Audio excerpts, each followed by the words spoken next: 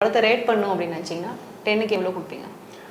ஒரு இந்த மற்ற விஷயங்கள் நல்லா இருக்கு அப்படின்றதுனால ஒரு 3 கொடுக்கலாம். 3.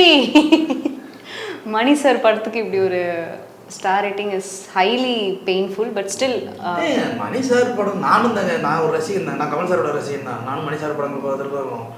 எனக்கு தாங்க உரிமை இருக்கு. அதுலயும் இவங்க 2 பேரும் ஒரு ஹிட் கொடுத்துருக்காங்க. நாயகன் மாதிரி ஒரு படத்தை ஸ்கிரீன்ல பார்த்துட்டு மல்டி கிளாசிக்கல பார்த்துருக்கேன். நான் இப்போ நான் ஒரு தீவிர ரசிகனா இருக்கேன். எனக்குலாம் வந்து ஒரு படம் நல்லா இருந்தப்போ தலைவிக்கு வச்சு நான் கொண்டாடுறேன்.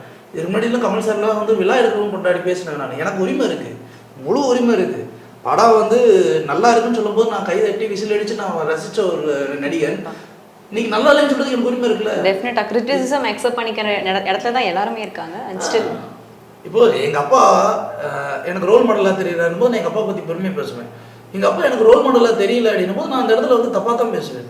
அதுக்காக அப்பா இல்லைன்னு ஆயிட முடியாது. நான் அவருடைய ரசிகன் தான். அதுக்காக ஒரு படம் தப்புன்னா தப்புன்னு தான் சொல்ல முடியும். அவரே ஒரு பெரிய விமர்சகர் சொல்கிறார் இல்லையா, அந்த இடத்துல நானும் ஒரு விமர்சகராக இருக்கேன், சின்ன விமர்சகராக இருந்துட்டு போகிறேன். என்னை பொறுத்த வரைக்கும் மணி சார் படம் உங்கள் படம்ன்றதுக்காக ஆஹா ஓகெல்லாம் தூக்கி வச்சுட்டுலாம் பேசிகிட்டு இருக்க முடியாது. நல்லா இல்லைன்னா நல்லா இல்லை, அவ்வளோதான்.